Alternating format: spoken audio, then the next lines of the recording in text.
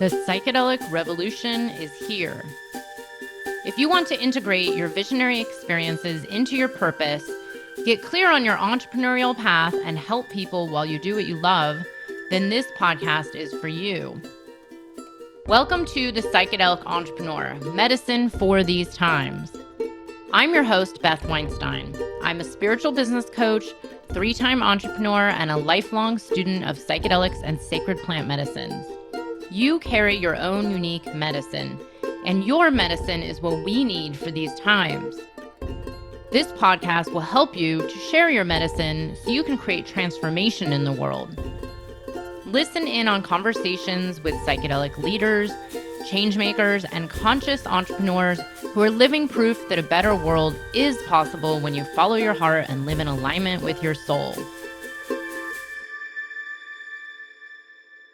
Hello, everyone. Welcome back. I am so excited for today's guest. We have Dream Mullick coming to us live from California. Hi, Dream. Thank you so much for being here. Thank you so much, Beth, for inviting me. I'm grateful to be here. So happy to have you. So Dream is a writer, teacher, producer, death coach, and dreamer whose work focuses on the evolution of consciousness and a return to love. She curates programs that combine the worldviews of ceremony and science with sacred plant medicines and psychedelics, including the exploration of death as a pathway to liberation. In her practices, Dream explores the profound transformative power of death, grief, joy, and love. Her latest curation, Entheo Wheel, launched in collaboration with the Esalen Institute, focuses on ceremony, science, and somatics of sacred plants and psychedelics. And you can take a look at her links right here in the show notes. But Dream, I am so excited to finally be connecting with you here and bring you on to talk about some of my favorite subjects around grief, death, and the plant medicines. But I always love to know, how did you come onto this path? What was your career journey, and how did you end up doing what you do now? I'm always curious to hear this story. Well, I'm imagining, like many of your listeners and like yourself, my journey has been a long and beautiful and meandering path. I first met sacred plants and psychedelics, although I didn't name them as such, when I was a teenager. And I had my first mushroom experience. I was 15 years old and really working through a lot of early traumatic imprints and looking for what I now understand to be a rite of passage. And LSD was like my best friend kind of growing up. And I feel like it saved my life. I'd spend hours and hours and hours, endless hours, dancing in the clubs and working through somatically what was stored in my system.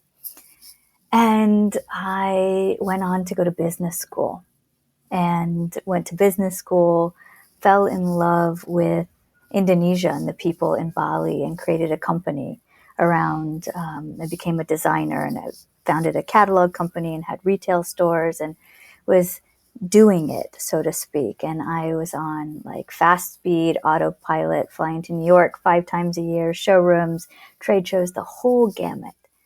And I was exhausted. I was completely running on that dominant culture program that said we must just go at all costs. And, unaware that underneath all of that was all of my accumulated, really intense childhood experiences that I'd become like the pillar of the community. I was the go-to for all the friends and family. I was the caretaker for everybody I knew, including all the animals. Meanwhile, I was running on fumes. And I was married at the time. And my husband had, what is technically labeled as an accidental pharmaceutical overdose, and he died. And the year before that, my dad had died. And when my dad died, I had the night before my dad died, I'd had a dream, and I'm a prophetic dreamer, but I didn't really understand any of this. I had all of these like spiritual experiences happening, and I was just like allergic to all of them. I was allergic to astrology. I was like disinterested in any of that because I'd had a really intense and powerful upbringing in which I was born in India and had grown up between India, Florida, and a commune in Tennessee called the Farm. So I had a really wild, esoteric upbringing. And because of that, I kind of turned away from most things spiritual with the exception of meditation and yoga. So I was an avid, like deep Buddhist kind of practitioner, but that made sense to me, right? Everything needed to make sense. I was very much like straight A's in college, just really, but wild at the same time, right? Leather pants under my like graduate gown in business school. So I was always this like kind of dichotomy of a being, punk rock, but yet business school. And so I was really like focused on just excelling. Everything was about proving and excelling and creating. But at the same time, I had this like undercurrent of this kind of martyr paradigm where I was like just giving it away, what I call giving it away to get it. This idea that I will receive love if I just give and give and give. And at some point, I had all of these spiritual experiences. I had this big kind of kundalini awakening, and I had what was like psychedelics without psychedelics. And I was suddenly like, what's going on here? I went to start to study. I started to understand a lot of my history, right? The chakra systems and my lineage and different ways of working with energy. And then I was at a path. I saw this path. I had a vision and I saw the path. And the path was go and get married to this man that I'd had this both super deep soul connection with, but also a trauma bond with, or go and be a really deep healer. And I chose that marriage path. So I went down that path with eyes wide shut, even though I thought they were wide open, and went on this wild ride with my husband, and including going down to sit with Iboga after my dad died and having a master experience with this medicine that opened me back up to myself, it slowed me down so much that I was able to experience the birth of every blood vessel back into the cosmos. And I realized how fast I'd been going. And I met my inner critic, which just blew my mind because I thought I was so like, compassionate and cool and zen and collected. And yet internally, there was this dialogue running me. And so that was my first like, wow, okay. And then a year later, my husband died. And it was like the death of my dad had kind of prepared me for that. I had had dreams about that happening, and then it happened. Like he was seemingly perfectly healthy. And the dream said, you don't want this to be the last conversation you ever have with your dad. And I called my dad the next day. I was on my way to New York to do another one of these big experiences. And I just said, hey, Dad, I'm busy, but I want you to know I love you. And the next day he died of a massive heart attack while watching the Olympics. So it was like, that's when I started to really understand, like, okay, there's a whole lot happening in the cosmos, in the ecosystem, in the universe, beyond my linear mind, beyond even my Buddhist understandings, beyond anything, except what I'd been shown in my early psychedelic experiences, and except what I'd been shown when I started to actually study energy systems and had this big kundalini opening, and I saw the vastness and infinite nature of reality. When my husband died, I walked around in that space for a year, and I just started following all the guidance. I had my production, like my manager was running my company. I walked away. I traveled the world. I was holding ceremonies and just listening. And I find myself in Spain, and I'm standing in an old cobblestone alleyway out front of my friends' places. They're the founders of ICEERS. And I was there because one of my sisters was helping to organize the first global ayahuasca conference. And I'm standing in the rain and I'm waiting for them to open the door, and I have a full waking vision.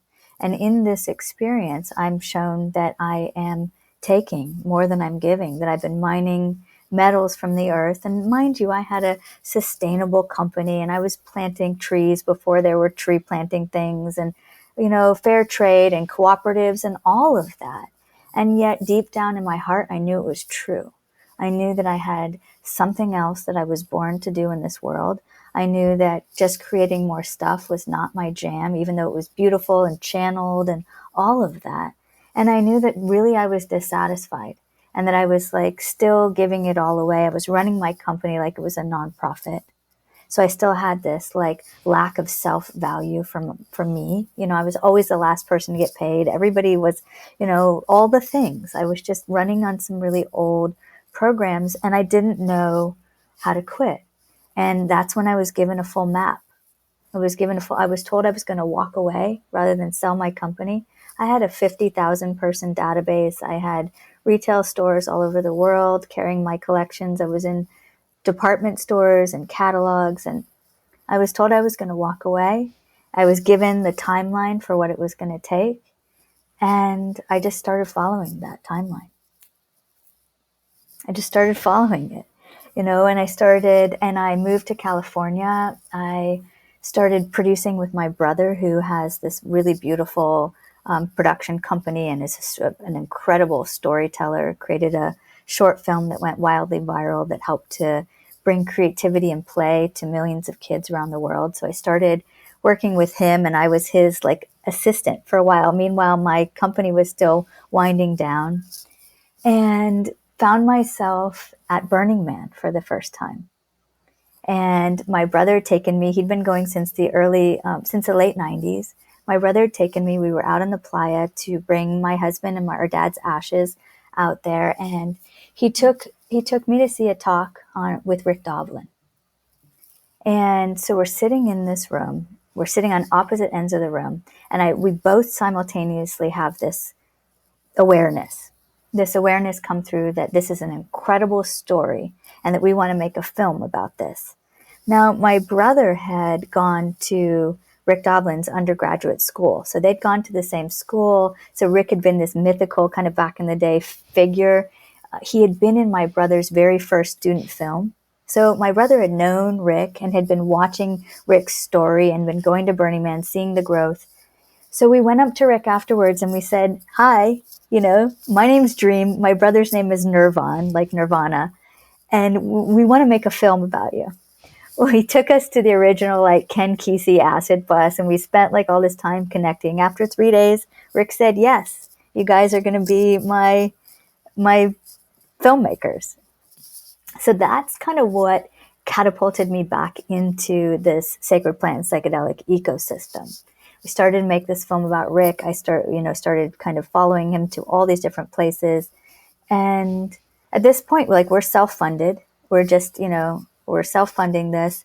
And I met Alan Bediner at this first ayahuasca conference, a symposium that was in Santa Fe, where I had been. This was the first film shoot with Rick. So I meet Alan and we become friends, and I start stopping in Big Sur to see him. And at one point in time, I stopped through and he is producing this curriculum for Esalen where they're bringing back psychedelics and sacred plants for the first time back to Esalen in a big way. And I'm looking at his lineup and I'm like, Alan, let's get some more women in there, you know, and I'm just giving him some suggestions. And that was it. You know, and a couple months later, he gives me a call and he says, Dream, do you want to co-produce this thing with me? And I said, I thought about it for a minute. And I'm like, yeah, sure. So that brought me into Esalen and that ecosystem where I ended up actually co-convening this gathering with him in 2019. And it was really my first kind of gathering in that way. I had worked on some major impact programs with my brother. So we'd been in Paris creating a very large-scale environmental impact campaign. I ended up being the outreach director and the program coordinator for this campaign around COP20, bringing about 360 major partners together with the UN Foundation. And that also happened, just like this guidance. I'd come back from a retreat. My brother is like been hired to be the creative director in this project. And he says, there's one position left to be filled. And it is this major producer and director of this campaign. And he says, my sister just came back from retreat. You might want to speak to her. I had one phone interview. They hired me. Next thing you know, I'm in Paris. I'm in the White House. Like, this is kind of how spirit works. And so I want to say that to your audience. I mean, it's not necessarily that way for everybody. And also, And also, when you start to really listen, life changes. It just changes, you know? And after having walked around kind of in between the veils for that year and really recognizing that everything was love, that there was an infinite flow to the universe happening, and being so directly connected to that without any sacred plants or psychedelics, I just recognized like the invitation that these tools, or these, I like to even call them more than tools, right? These really sacred offerings have to gift us into remembering what we already are connected to. So that's kind of how my journey has been. It's just been meandering. And after Esalen, I was invited to create the first psychedelic curriculum for 1440 Multiversity, and created some really beautiful programs that were then all canceled because of the pandemic. And again, then when the pandemic first came, I had the vision around creating what I was calling like moving back from out of the me and into the we, and bringing all these amazing voices together, like the gathering of all these gatherers together, Charles Eisenstein and all manner of different folks. And that we created Esalen, and then that was canceled. And so that's when I just realized like that while a lot of my colleagues and friends were out there in a really big way during the pandemic, the invitation for me was to stop. It was just to slow way the fuck down and learn how to be again, is what I heard. Learn how to breathe again, and, you know, learn how to make love, just like get really still. And it was really hard. It felt like the next level of initiation. Like I was like, wow, I was planted like a month before I was guided to move to Big Sur. So I was planted in this cottage on the cliffside. I didn't know, I knew very few people, and like suddenly Esalen was closed, everything was closing, and I just got still. And I learned how to breathe again. I realized like my whole life I had been reverse breathing, which is like this pattern of holding one's breath. And I never understood why yoga was hard for me, why these different things were challenging. And it's like, I started learning again, and I just started listening. And that's when the vision for Enthea Wheel came. It was shown 8 different medicines on the wheel, and it really came out of a collaborative vision between a lot of different, like I had a council of women that I was calling and connecting with, and the curriculum at Esalen, while it was super beautiful, it was also really masculine dominated. It was really science focused. It was really like monocultural in a way, and lacked a lot of diversity. That's kind of the birthplace of the North Star Pledge came out of that Esalen gathering, because we created a breakout group to really address the lack of diversity and inclusivity in the ecosystem.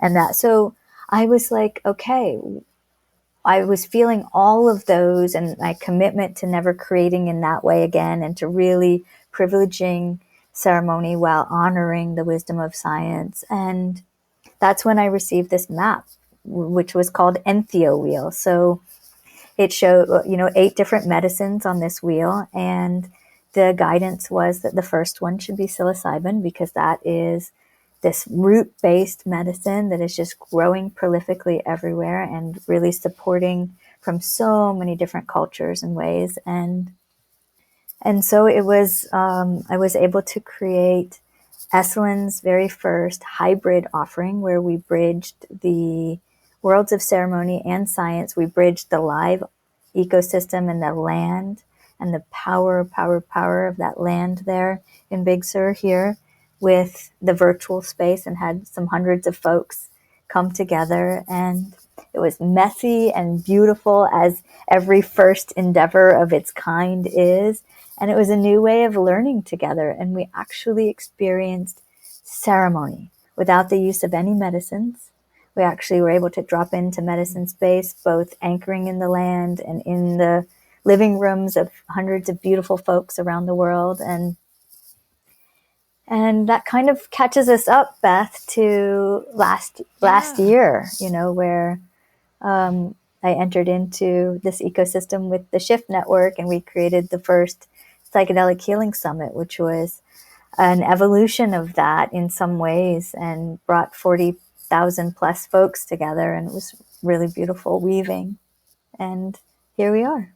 Thank you so much for sharing. And I love that you said something important. It's funny because it's very similar to my own journey where, I'm a double fire sign. And then Capricorn rising, and it's just kind of in my chart to be a hard worker who's moving quite fast. And, many years ago, it was like a series of the dark night of the soul initiations that literally slowed me down, like in the ER, in the hospital, father dying, unexpected events.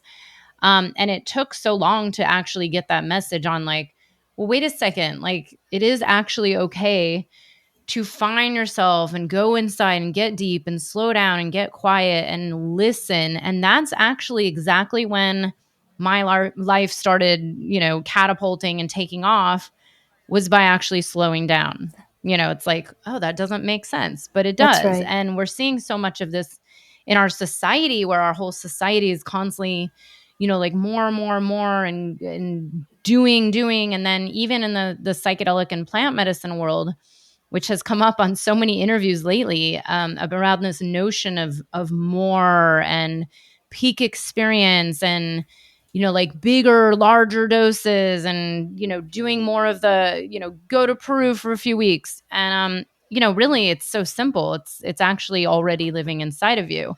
So I'm curious what your thoughts are around this growth in the psychedelic realm, the interest, the Shift Network, everybody's, it's like it's in our public eye, and hitting kind of the mainstream now. And especially here in the Western world, there is this kind of thing that I always call the Amazon Prime effect, where people think like, oh, this is the new magic pill. I'll just take that and everything will be fine. And it's like, well, maybe if I do more microdosing, it'll produce and optimize more. What are your views on this, and how do we get this in balance? Well, that's a big question, right, Beth? Because that's how do we reclaim balance in the entire ecosystem, right? And the mirror of what is happening in the sacred plant and psychedelics ecosystem is a mirror of what's happening in the collective ecosystem, right? Is a mirror of what's happening in our individual body systems. There is actually no delineation.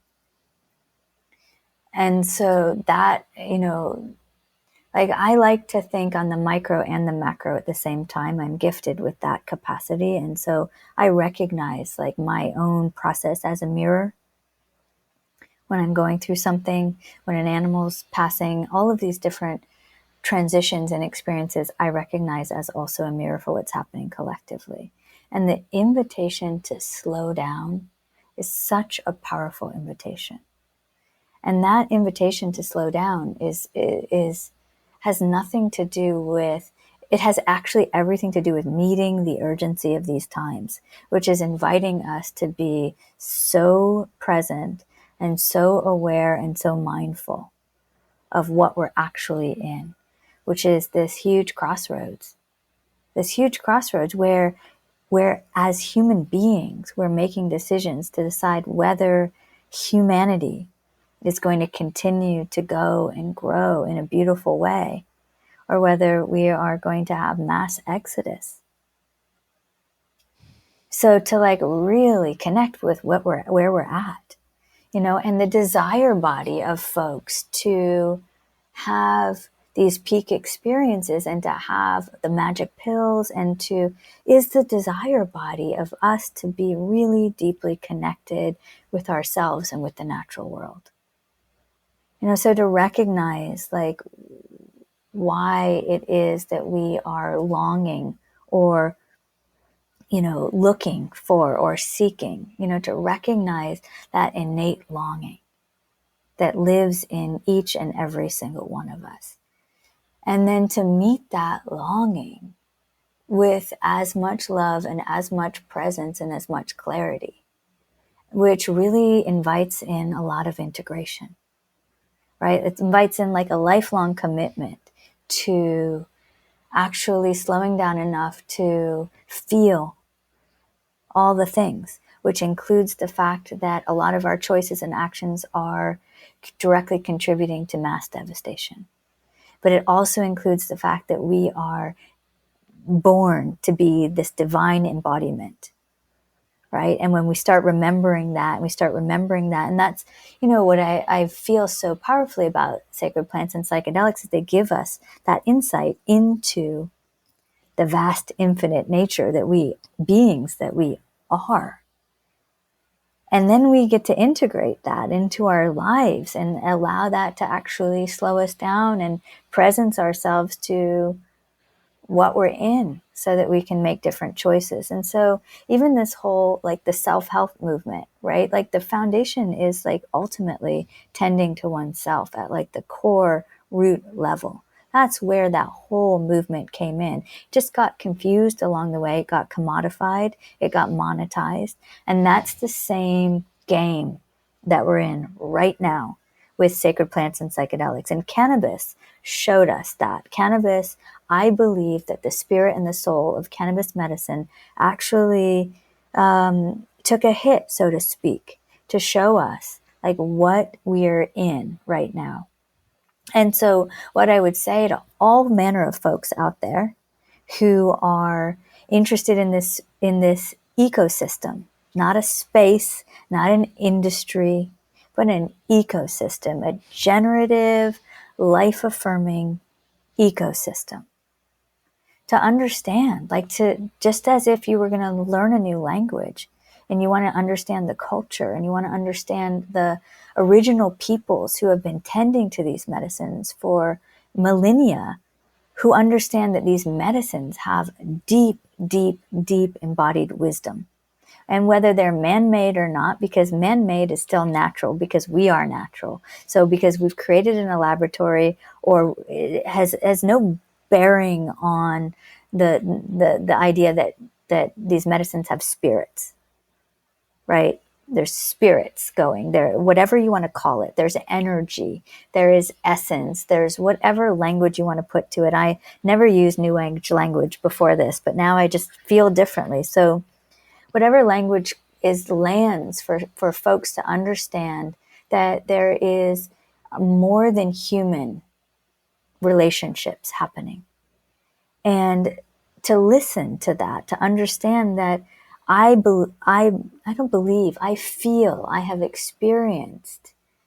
Belief takes me into my mind. I feel I have experienced the wisdom and the intelligence of these medicines as guiding principles in the same way that I experienced the wisdom and intelligence of this blue bird that just landed on my stoop, that became my friend during the pandemic and followed me around this land when I wasn't speaking to humans. In the same way, I experienced the wisdom and intelligence of the tree that's anchoring down the foundation and the mycelial network and speaking to the neighbor trees, right? And so if we just start to invite in a different way of relating, like, we're in an ecosystem, and how can we create the most benefit, the most generativity, and the most reach for folks? That's really important, right? And also, these medicines are gateways to our own divinity, our own connection with ourselves, to not give our agency away, to not give our power away, to not just constantly be turning to medicines in the same way we turn to allopathic medicine, to understand that we're in relationship, right? I was just in the ER. I'm not against science. I needed to go to the doctor. I needed the MRI. I needed to check out what was going on. In this, these are all allies when we connect with them in an interdependent way. Otherwise, it becomes another extractive experience. And we're in that right now. Mm-hmm. So my guidance, my invitation, my request is for all of these business folks that are out there that are experiencing the power and the wisdom and the intelligence, like, connect with elders, like, invite in the conversations into the ecosystem, into your businesses.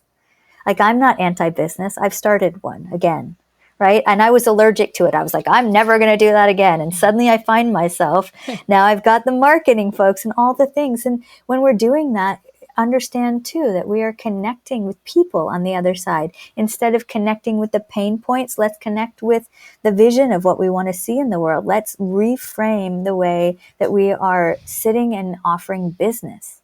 This is not like, this is generative ecosystems. This is not extractive business.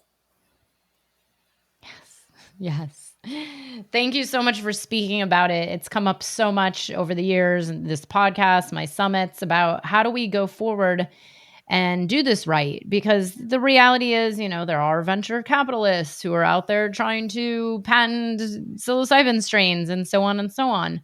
But yeah, I mean, these discussions are coming up more and more about how do we not make the same mistakes as cannabis? How do we keep this in right relationship and have the reciprocity and the acknowledgement of where these medicines and these plants and the sacredness, where it all came from, and where we're going with it. And exactly what you just said, this notion of the extraction, this mentality of more and taking and grabbing and like the whole systematic issue at hand that we're all trying to get away from and create a different way of being in the whole world. And then it's like, well, do we really want to repeat the same patterns that haven't been working, or try to get something, like on the right track from the beginning, which, is my prayer. And I hope these messages are being heard by, the companies or the people that are out there doing that. But you said it, it's like, this is what I say to clients all the time. It's like the heart path. Like if you're coming onto this path, creating a business where you are weaving in psychedelic integration or microdosing or psychedelic assisted therapy, it's like, well, get it into check. Like, where are the psychedelics even really needed? Like, are they needed that much? Does someone need to actually work with these as much as you think? And really, like, the medicine is all around us, all inside us, already there. It's like, well, everything is medicine if we choose to see it that way. And like you said, the slowing down, going internal, the embodiment, which I think is actually the root of most of the problems in our society. But that's a whole other podcast. Yeah, and but I want to ask, I would just like to also say, Beth, we're really inviting in a reframe, right? A reframe of language, a reframe of like our energetic exchange, a recognition of time as a gift, an awareness of being rather than doing, an awareness of reciprocity rather than work. Right, so an awareness of gift rather than problem, an awareness of like we are embodied rather than that we're not really. There's no trying, like we're just being, and in that way of relating, we move differently in the world. Yeah, so well said. And this is such an important topic to discuss. The person I interviewed before you today, we talked about it pretty much the whole time. It's the same discussion that keeps coming up. It's like, the realization that I mean, I don't know who's listening, but this is the path me and you were both on. I mean, I was living in New York City, working in an industry, working, 12-hour days were normal. And I just thought that was a normal way of living until my body responded and things started happening, like near-death experiences multiple times. And it was like, well, what does it take? And it's like exactly what you said, the collective, we're seeing this in the collective, we're seeing it in the micro, as above, so below. And, I pray that everybody sees these larger lessons to help to shift into this, other way of being, but we will see. But this leads me to one of my next questions I want to ask about, because this is something I'm curious about. And I've only interviewed a few people over the years who are kind of in this realm of death work, death coaching, death doula, or honestly, even people who are willing to discuss death. The last couple of years, we've had a lot of death discussion in the collective with the pandemic, but there's still so much fear around it. And there's so much, what I believe is, there's this misunderstanding of what death is. And I'm curious, how did you get into that as part of what you're up to now? And what does this look like to be a death coach? Because I personally, one of my friends who's also a yoga teacher, who I would say is also a spiritual teacher of mine, I've been telling her for years, I'm like, people need death coaching. And she doesn't believe me. But Yeah. but it's like I've gone through so much death in my family and my own personal near-death experiences. But yeah, like, can we talk a little bit about this? And then how does it relate to, as above, so below, and then the psychedelic realm as well? Absolutely. Absolutely. Death is one of my favorite topics, one of my favorite teachers, and it was not always so by any stretch of the imagination. Like I mean, I would say growing up, there was no conversations around death, even though I haven't, was born in India and we have a completely different relationship with death. I again, like, I really wanted to belong. I wanted to belong in this country. I wanted to be like, so I have a Jewish American mom and an East Indian dad, and I just wanted to like fit in, So the fact that I saw spirits and did all of these things as a child, like, I wanted to pretend that that wasn't the truth. I wanted to, again, so I remember when my grandmother died and I was 18 years old and she died on Christmas Eve, and I just remember screaming through the house, like in shock. And that was the first, like, even though I had had a history, like my great grandfather had committed suicide, my grandfather had committed suicide, I had a brother who died when I was a couple years old. So I'd had a long woven relationship with death, but not in my conscious waking awareness. Okay. And then I told you I had that dream. Okay. And in the dream, it was like this, you don't want this to be the last conversation you have with your dad. And then he died. And I had had the opportunity to tell him I loved him. And then we started having conversations about death in my house. And more from the lens of like, because I saw what was happening in the funeral industry and like how pushy they were with me when my dad had died and all the different things. And I was, the one sorting all those details. I left my New York trade show booth. I got on a flight. I flew to Texas. I was like figuring it all out, and including the Indian ceremonies and all the things, like co-creating with my uncle and my grandmother. So death was invited into our living room. We started to talk about what we did like and what we didn't like. We didn't want to be embalmed. I didn't want makeup, all the different things. And so I called that Death 101 because a year later, when I started to dream about my husband's death, and then I was dreaming as he was dying, and then he died. And then I just cracked open into the vastness of being and the vastness of love. And I started to have all of these experiences with him on the other side of the veil. So nothing really died. And I stomped my feet and I wailed and I cried and I mourned the death of all the dreams, all the promises, all the projections, all the future plans, all the things we were going to do, the loss of his flesh. But then he was like right there. I was having conversations. We had a better relationship because there was no drama or trauma. We were having like incredible sex. All these things were happening. And I was like, well, all right, huh. And then I received a vision to start death coaching. And there was no such thing at the time. And I bought the domain name and I had a whole business plan. And I realized that I was still going to be doing the thing, that there was still some part of me that was trying to imprint my dominant culture training on one of the two most sacred experiences of our human life, which is birth and death. And so I kept the domain name parked and I paused it and I paused the business plan, and everyone's like, you're crazy. This is like the best idea. You're going to make billions, the whole thing. And I just stopped and I just started I started training around how do I like extract my mind from my mind? How do I decolonize? Until I started to feel like embodied enough to start to teach and start to practice. And I met one of my dearest sisters on the path, Angel Grant, who had co-founded something called Death Over Dinner with her partner at the time. She and I became instantly close. We all lived together, the three of us. Like after one meeting, chose to rent a house together in Topanga, live together.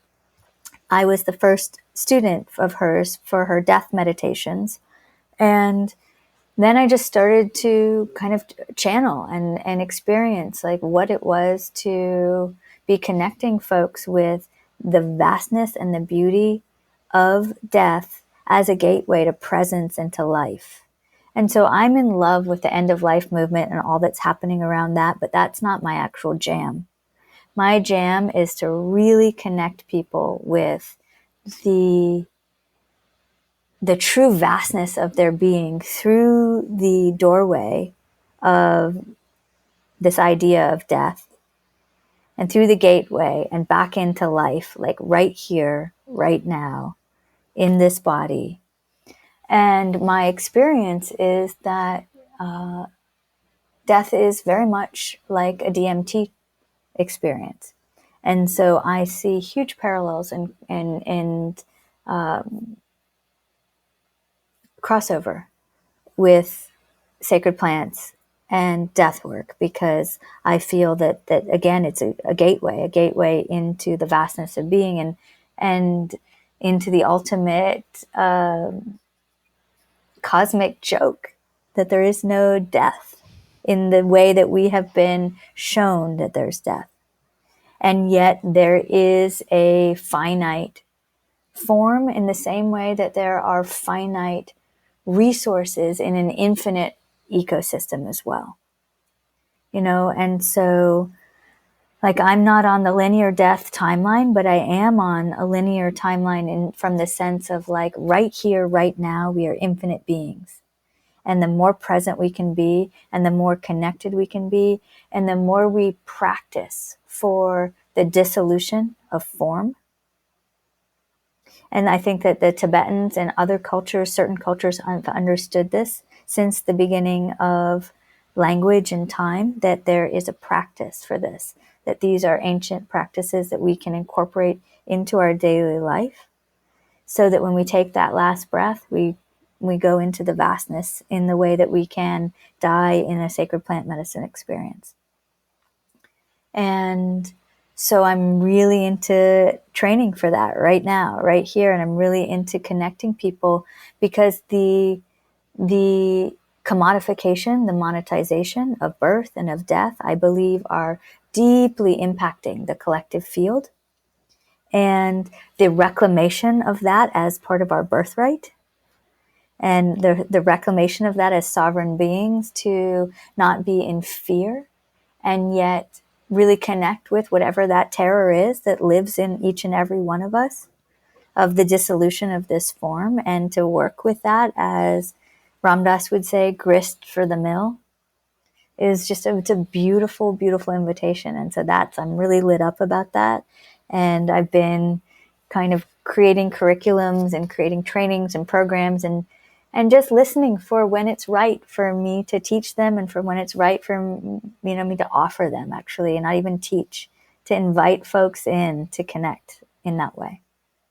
So beautifully said. I love this. And it's funny because, my father died prematurely, unexpectedly, very quick, about 15, 16 years ago. And the experience was, it was kind of traumatic. Like none of us were prepared for what happens when, it was like my dad was just living alone and just me and my brother and all the papers and the whole industry and the making decisions. And I was like, well, wait, we haven't even like had time to cry. To grieve. It's like, yeah, there was no grieving until way I was later still, on. Yeah. That's right. And I remember grieving alone in my bed, like after my dad died. Like it was still like, the like shame around having like just massive public grieving, which I believe is what we're really being invited into. I know I started sharing some years ago, like grief counsel, like not counseling like therapy, like in the way of circle and gathering. And I was like really inviting folks to have like an opportunity to grieve around the dissolution of the ecosystem and the devastation and the destruction of what's happening. And I realized that most folks weren't ready to grieve for that yet, because hadn't even had the space to grieve for their own experiences in life, the divorces, the children leaving home, all these different ways that we are in constant birth and death and transition and expansion and contraction, and are being invited to feel all of that at like the depth level.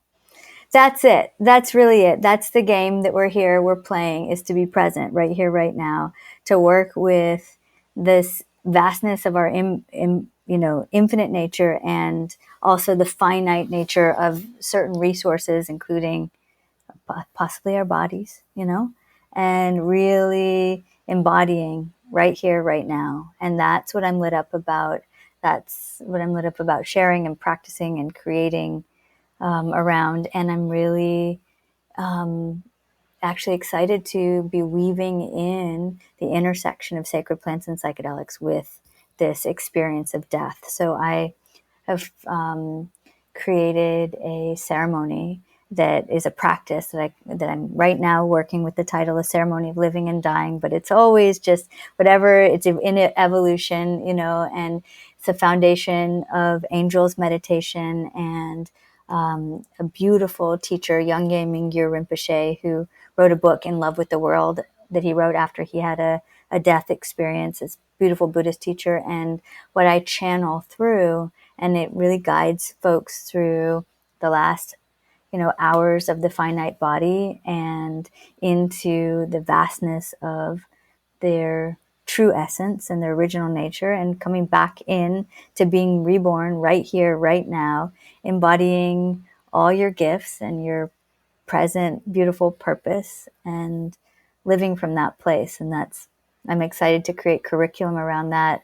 I weave in sound healing because some of my dear sisters are sound healers, and the frequency of sound also helps to just really rest the autonomic nervous system, which I believe is part of what we're in right now, is recalibrating our individual and our collective nervous systems so that we're actually not operating on that trauma loop of urgency, which, has allowed us to survive up until now. But in order for us to really thrive, we're being invited to move into the next iteration of what it is to be fully human. I'm so excited for this curriculum. Yeah. Because this has come up so much. I think my own experiences with my father and my stepfather passing, and how that was, and actually experiencing, I make jokes that I see my dad more now than when he lived out in the Palm Springs area and I lived in New York. And it is actually a lot easier to talk with him now and see him because he's right there. That's right. And he's not on a plane 7 hours in California. But it's just, I think it's also being on this path, working with the medicines and being taken to that death-like experience so many times, and actually really getting in touch with that sense of, it is the infinite now, and there is no such thing as death. And this is just a temporary embodiment during this one incarnation. And having it kind of release the fear of death and the fears of life, really, which is actually, I think, more of an issue than the fear of death, is like That's the fear right. of living fully. Yeah. That's right. That's right. Yeah, that we're actually so big and beautiful and full of love, and that it's terrifying to be that out in the world, in a world that isn't necessarily been designed to receive that. Mm-hmm. And also I do, as I'm sure you did, Beth, grieve, grieve the loss, right? Grieve the dissolution of form, and then connect with the infinite nature. It's not like to bypass the human experience, right? It's like, we're in a body. My cat just died. I cried, like that. I love that cat. He's right here. I feel his spirit, and he's not going to be like making biscuits on my heart.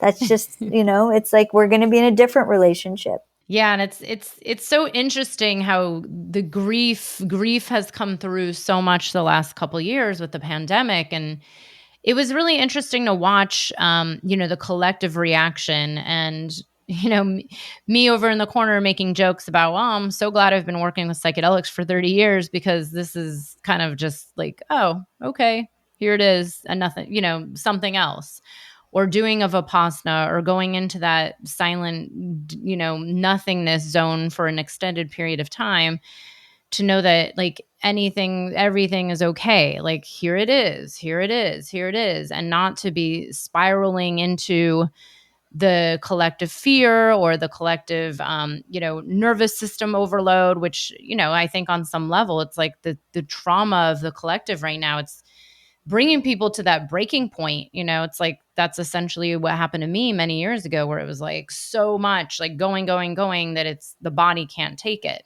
That's right. And I wonder what your take is on, why psychedelics and sacred plant medicines have grown so much exponentially at this particular time in human history. What is your theory about this? And do you think it does tie into this kind of, like you said, like we are entering into a different way of being human, and maybe seeing this journey of the present moment different than we have been for millennia? And, especially the last, the recent times of modern day man or modern day human that is not really working for the earth, for the planet, for all of the beings. Yeah, I'm curious what your take is on how it's connected, this growth in the medicine, and why it's here now. Well, that's a big question. So I'll be as brief as I can. I know our time is coming to a completion together today. I'm sure we could have many long conversations, and I look forward to sharing tea with you and just dropping in. And what I have experienced, felt, been shown is that there are many dimensions and layers of reality, and we think we're operating in the reality, and there are many, and that there is more than human intelligence and wisdom happening in this world beyond what our linear brains understand, and that these medicines have been stewarded, been kept sacred, been contained within jungles and deserts and temples for since the beginning of human consciousness. And before that, the mycelium was here, and the mushroom medicines were here, and the Hindus were writing about soma, and this is long. This is not the 60s and the 50s, and like this has been around, friends, since consciousness came to be known as consciousness.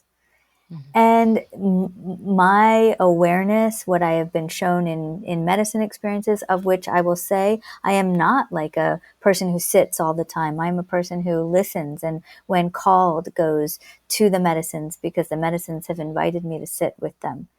And what I have been shown is that they are choosing now to come out over these last years, to really come into our living rooms, into our hearts, into our minds, because of this exact time that we are in.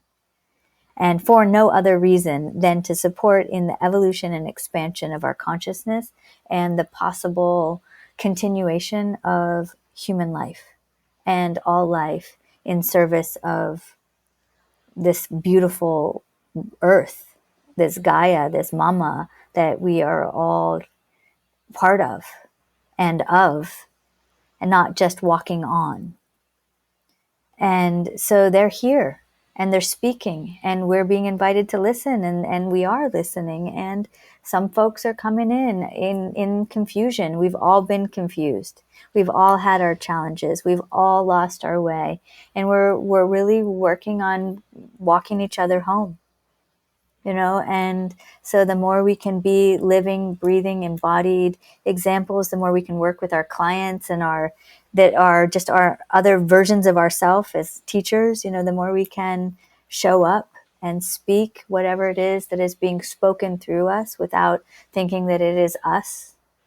which is a real dance too in this medicine space, to like embody without having too much ego, but know that the ego is also important. And so we're all in this evolutionary process together. And these medicines are amazing, incredible, profound allies that are asking to be honored and respected and cherished and stewarded and not commodified. And they're really inviting us to be in relationship with ourselves as spirit embodied, with our collective ecosystem as the manifestation of the embodiment of consciousness and the divine, and father, mother, all co-creating together. Thank you so much for sharing that. So well said and so important. And I hope that the listeners will listen and take this in and really try to see this from a different perspective. It's, I find it really funny that here I am in kind of this psychedelic world, and it's a huge part of my path. And a lot of the conversations really come back to the right relationship and getting it into balance and really listening. Like, are you being called? Do you need this? What's it for? What's the intention? Like, I do believe in the collective healing at some point, but then at the same time, it's like, how do we bring it all into balance and also see that, maybe it's not the answer. Maybe it's not the thing that you need every single time. Because that becomes yet another, just another way to dissociate, or another way to maybe inflate the ego even more. And instead of actually like really tapping in and tuning into the heart, and like you said, slowing down and listening, which I think is actually some of the best medicine there is. So Dream, I want to give you a few minutes to tell people a little bit more about, where to find you, what you have coming up, the death curriculum, living Right now, to die. No. yes, yeah, that it was dying to live. Now it's right now it's the Dying to live. ceremony of living and dying. I'm evolving. Yeah. I'm evolving that as it just comes through, and I offer a monthly kind of satsang. So I offer a monthly practice for the sound healing, and then I am collaborating at different times with other folks who invite me in to facilitate in their conferences. So I just facilitated the closing meditation of death and psychedelics conference at UCLA. That's really exciting that conversation's happening and being woven together. And so I'm available to connect with about that and facilitate for organizations and summits and things of that nature. And I'm designing curriculum that may launch at one of these institutions, or I may launch it myself. I'm still listening for what's the right way to just bring things forward in a good, honest, authentic way. I occasionally work with clients, so I see very few clients, but occasionally work with clients. So if you're feeling listening, you're feeling connected to me, reach out. You can check me out on my website, dreammullick.com. And TheoWheel is an ongoing, evolving offering right now. We have at entheowheel.com, we have the Ceremony and Science of Psilocybin. And so for those that are looking to really connect more with that medicine and listen to conversations with thought leaders and Indigenous elders, that's available.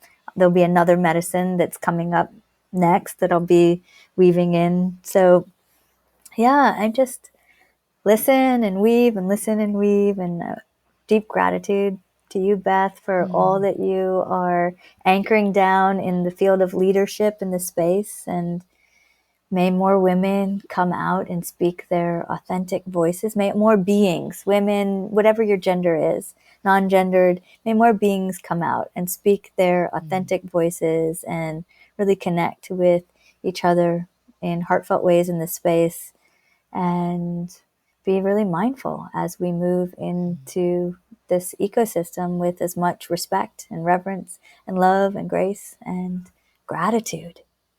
So thank you. Thank you all for listening.